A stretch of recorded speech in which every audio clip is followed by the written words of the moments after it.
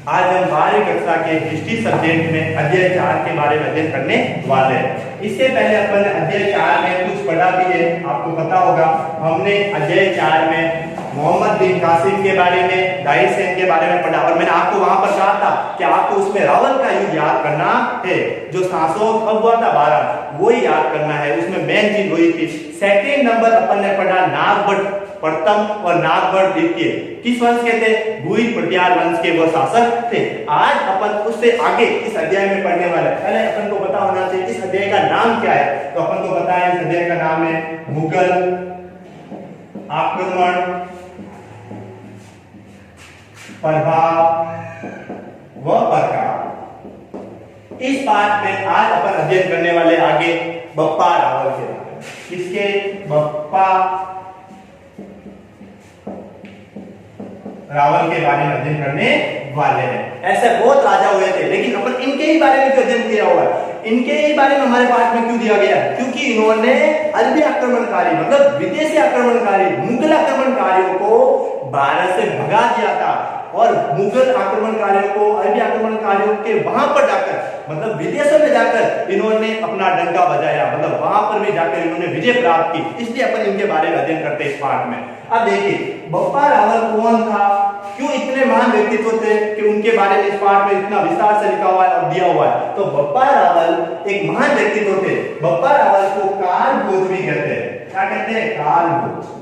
कोई कहते हैं कि इनका वास्तविक नाम काल भोज था और कोई कहते हैं कि इनका वास्तविक नाम क्या था? बप्पा रावल। अब ये बप्पा रावल थे क्या? तो देखिए इनका एक वंश था गुहिल वंश। कौन सा वंश? गुहिल वंश। अगर कहते भारत का सबसे लंबा वंश चलने वाला मतलब जिनका शासन सबसे ज्यादा चला लंबे समय तक, उसका पुत्र राजा बना, उसका पुत्र राजा बना, तो याद रखना पूरे विश्व में सबसे लंबा जो राजवंश चलने वाला था वो गुहिल वंश ही था। तो आपको एक चीज याद रखनी है कि विश्व में पूरे विश्व में सबसे लंबा चलने वाला जो राजवंश था वो कौन सा था? गुहिल वंश था। कौन सा था? गुहिल वंश। और इसकी स्थापना करने वाला गुहिल आदित्य या अपन कह सकते गुहिल था। इसकी स्थापना उन्होंने 566 में की थी ईस्वी में।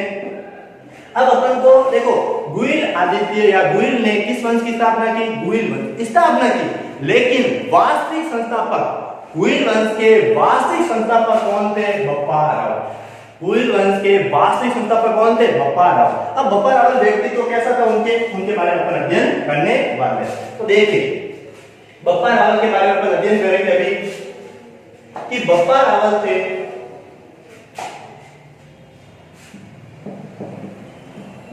बप्पा रावल यह हारित ऋषि की गाय चराते थे। बप्पा रावल हारित ऋषि की क्या चराते थे? गाय चराते थे। अब बप्पा रावल हारित ऋषि की गाय चराते थे और बप्पा रावल के जो गुरु थे वो भी कौन थे? हारित ऋषि। कौन थे? हारित ऋषि थे। तो अपन को पहला पॉइंट याद रखना है कि बप्पा रावल के गुरु कौन थे? हारित ऋषि। नाम क्या इनका? हारित ऋषि। इनके क्या थे? गुरु थे। इसके बप्पा रावल थे। अब क्या होता है कि एक बार मान मौर्य पर अरबों का क्या हो जाता है? आक्रमण हो जाता है। अरबों का क्या हो जाता है? आक्रमण हो जाता है। अरबी क्या करते हैं कि मान मौर्य कहां का शासक था? चित्तौड़गढ़ का। याद रखना है मान मौर्य कहां का शासक था? तो अपन को याद रखना है चित्तौड़गढ़ का था। कहां का था? चित्तौड़गढ़।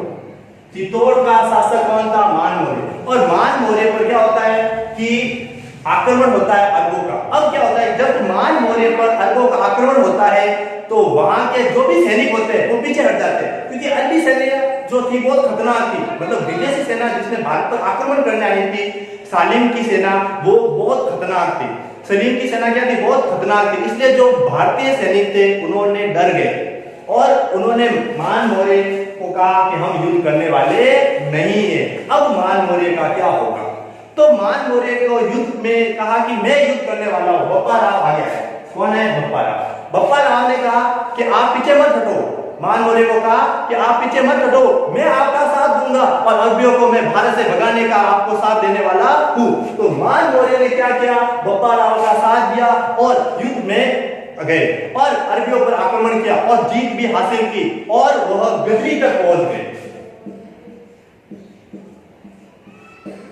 गजनी में पहुंचने के बाद वहां के शासक सलीम पर उन्होंने आक्रमण किया और आक्रमण करके गजनी को अपनी राजधानी बनाई तथा अपने भाई को उस राजधानी को दे दिया। मतलब बप्पा रावल ने गजनी पर भी आक्रमण किया, गजनी को जीता और अपने भाई को उसको दे दिया। उसके बाद में बप्पा रावल ने गजनी को भी उसको जीत लिया। अब गजनी को जीतने के बाद में वहां की जो राजकुमारी थी, सलीम की पुत्री थी, उससे बप्पा रावल ने वहां विवाह किया। क्या क्या विवाह किया? विवाह करने के बाद में वापस चित्तौड़गढ़ आए। वो कहां तक पहुंच गए आपको पता है? अफगानिस्तान, आप कह सकते हो पाकिस्तान भी वहां पर गए। रावलपिंडी, आप एक शहर का नाम सुनते हैं आजकल रावलपिंडी। रावलपिंडी को भी बसाने वाले कौन थे आपको पता है? बप्पा रावल ही थे। कौन थे? बप्पा रावल। और बप्पा रावल के नाम पर ही उन शहर का नाम है रावलपिंडी नाम है। तो जो बप्पा राव है वो कहां तक पहुंच गए? गजनी तक। गजनी में उन्होंने आक्रमण किया, अपनी राजधानी बनाई और उसके बाद में वापस आए। वापस आने पर क्या होता है? वापस आने पर जो कौन है? मान मौर्य। मान मौर्य के जो दरबारी थे, उनके जो मंत्री थे, वो उनके खिलाफ हो गए। कहा कि आप तो युद्ध जीत ही नहीं सकते हो। जिताने वाला था बप्पा रावल। तो सारे जो मंत्री थे उन्होंने विद्रोह कर दिया। क्या कर दिया? विद्रोह कर दिया। और विद्रोह करने के बाद में सारे मंत्रियों ने मिलकर बप्पा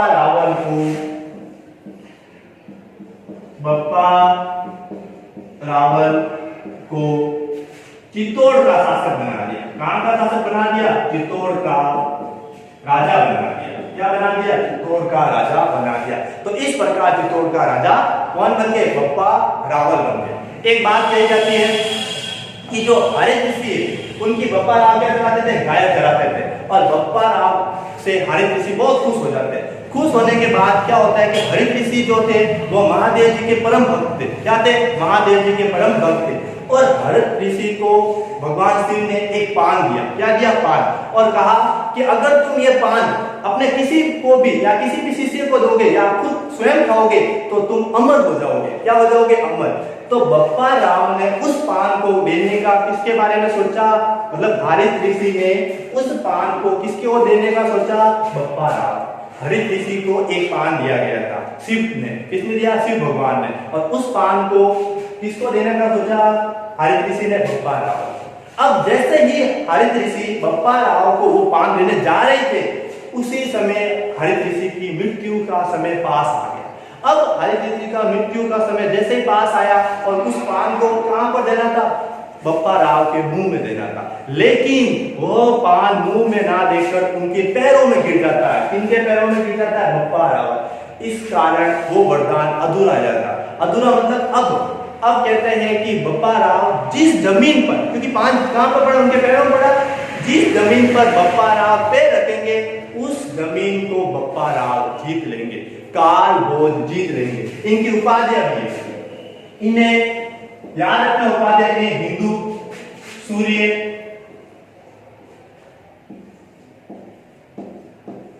चकवे, राजगुरु कहते हैं। ये भी इनकी क्या है? उपाधि। क्या है? इनकी उपाधियां है। इनकी 3 उपाधियां है। हिंदू का सूर्य, क्योंकि अरबों ने हिंदुओं को मारना, अरबी आक्रमणकारियों ने यहाँ पर आकर अपने धर्म, ठीक है, का प्रचार किया था और इसके कारण हिंदू बहुत दुखी थे। लेकिन हिंदुओं को आगे बढ़ाने वाला, इस देश में वापस हिंदू धर्म को प्रचार करने वाला, आगे बढ़ाने वाले कौन थे? बप्पा राव। इन्हें इसलिए क्या कहते थे?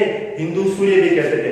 उन्होंने उनके चक्के बना दिए, मतलब यहाँ से उन्होंने भगा दिया था, इसलिए उनके चक्के कहते हैं। और राजाओं के भी वो क्या बन गए थे? गुरु बन गए थे, इसलिए उन्हें क्या कहते हैं? अपन राजगुरु कहते हैं। तो ये तीनों आपको उपाधियां याद रखनी है कि इनको क्या कहते हैं? हिंदू सूर्य, चकवे और राजगुरु कहते हैं। ये इनके गुरु का नाम क्या था? हरित ऋषि। अब देखिए बप्पा राव के बारे में एक कहानी और भी कहा जाती है कि बप्पा राव एक बार क्या कर रहे थे? गाय चरा रहे थे। तो उनमें से एक गाय रोज एक गुफा में जाकर क्या करती थी? अपना सारा दूध एक शिवलिंग पर डाल देते थे, एक शिवलिंग पर सारा दूध डाल देते थे। अपन देखते थे कि एक गाय थी, वो अपना सारा का सारा दूध जो था वो एक शिवलिंग पर डाल कर आ जाते थे, और आने के बाद में बप्पा राव के पास आते थे। तो बप्पा राव ये सोचते थे कि ये जो गाय है इसका दूध जाता कहाँ है। हर एक किसी को भी समझ में नहीं आया कि जो ये गाय है उसका दूध कहाँ जाता है। जब वो गाय वापस आती चल के तो देखते उसके पास दूध है ही नहीं। तो इस कारण बप्पा राव ने एक बार उस गाय का पीछा किया, और पीछा करने के बाद उनको पता चला कि जो गाय है वो एक शिवलिंग पर सारा दूध डाल रही है। तो वहां पर बप्पा राव ने एक मंदिर बनाया। वो मंदिर था आपके एक लिंग जी का। किसका था? एक लिंग जी का। किसका था? एक लिंग जी का।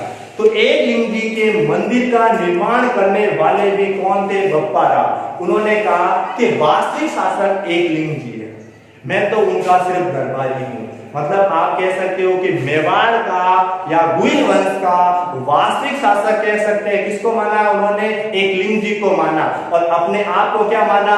दरबारी माना, कि भाई वास्तविक शासक तो एक लिंग जी है, मैं तो सिर्फ उनका क्या हूं? दरबारी हूं। उन्होंने सशस्त्र बाहुबली का मंदिर का भी निर्माण कराया, जिसे अपन सास बहू का मंदिर भी कहते हैं।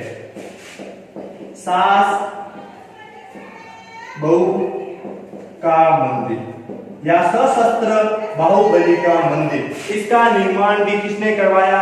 बप्पा राव ने करवाया था। ठीक है, आगे देखिए, ये दोनों के दोनों जो मंदिर है वो नालंदा में, नालंदा में, मतलब आप कह सकते हो, याद रख सकते हो, उदयपुर सीधा।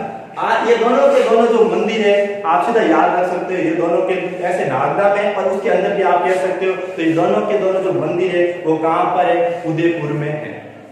अब देखिए, बप्पा राव को अपन इतना मान क्यों कहते हैं? क्योंकि ये भी कहा जाता है कि बप्पा राव के बारे में कि उनकी जो धोती थी वो 36 बाई 60 की थी। मतलब समझ सकते हो कि अगर किसी का कोई विवाह है और विवाह में अगर ऊपर क्या लगाना है, आपको टेंट लगाना है, तो आप बप्पा राव की धोती लगा दीजिए, वो पूरे की पूरी टेंट की व्यवस्था कर सकती है। इतनी बड़ी वो धोती पहनते थे। और सेकंड नंबर, बप्पा राव को यह भी कहा जाता है कि वो एक साथ 4-4 बकरे को खा सकते थे। इतनी उनकी प्रसन्नता की हुई है कि मतलब बप्पा राव इतने ताकतवर थे, इतनी बड़ी धोती पहनते थे, और ये कहा जाता है कि अगर उन्होंने एक बार किया तो 5 हाथी एक साथ मर जाते थे। उनमें 100 हाथियों का दम था। आज अपन भीम कहते हैं तो बप्पा राव भीम के अवतार भी मान सकते हैं अपन, उतनी उनके अंदर क्या थी? ताकत थी। बप्पा राव ने सोने के सिक्के चलाए थे। बप्पा राव ने सोने के सिक्के चलाए थे। मैंने आपको बताया कि सलीम की, देखो मैंने कहा ना कि गजनी पर आक्रमण किया, और गजनी पर आक्रमण करने के बाद में उन्होंने किससे विवाह किया? सलीम की पुत्री से विवाह किया। और सलीम की पुत्री से विवाह करने के कारण क्या हुआ बताओ? विदेश में शादी करने वाले व्यक्ति हुए। मतलब बाहर शादी करने वाले व्यक्ति में बप्पा राव भी थे। उन्होंने सोने के सिक्के चलाए थे। उन्होंने सोने के 117 कैरेट के सिक्के चलाए थे। अब याद रखना है कि ये soने के सिक्के क्यों विशेष थे? तो इस सोने के सिक्के पर मछली का चित्र, शिवलिंग का चित्र,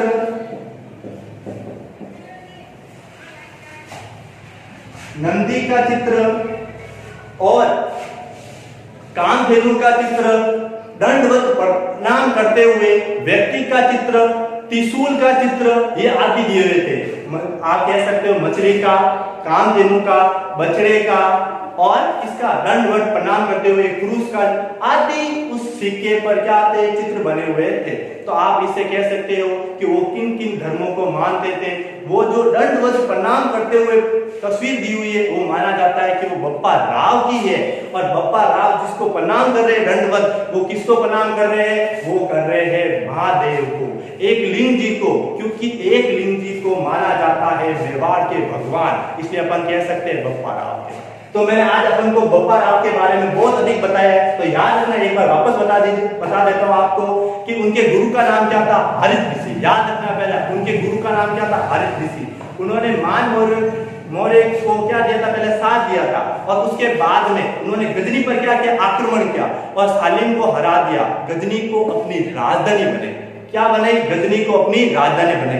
आते समय पाकिस्तान में रावलपिंडी शहर भी बसाया। तो रावलपिंडी शहर बसाने वाले भी कौन थे? आपको याद रखना है, कि रावलपिंडी शहर बसाने वाले भी बप्पा राव थे। बप्पा राव को काल भोज भी कहते हैं। क्या कहते हैं? काल भोज भी कहते हैं। वापस आने पर मान मौर्य के जो दरबारी थे उन्होंने मान मौर्य का क्या कर दिया? विरोध कर दिया। और विरोध करने के कारण आपको पता है उन्होंने जिसको राजा बनाया वो थे बप्पा राव। अब बप्पा राव क्या बन गए? राजा बन गए। बप्पा राव ने सोने के सिक्के भी चलाए थे 117 कैरेट के, और उन सोने के सिक्के पर कामधेनु का, बछड़े का, शिवलिंग का, दंडवत प्रणाम करते हुए व्यक्ति का चित्र बने हुए हैं। तो ये सारे अपन ने आज पढ़े हैं बप्पा राव के बारे में। अगले अध्याय में, इसी अध्याय में अगला वीडियो अपन कल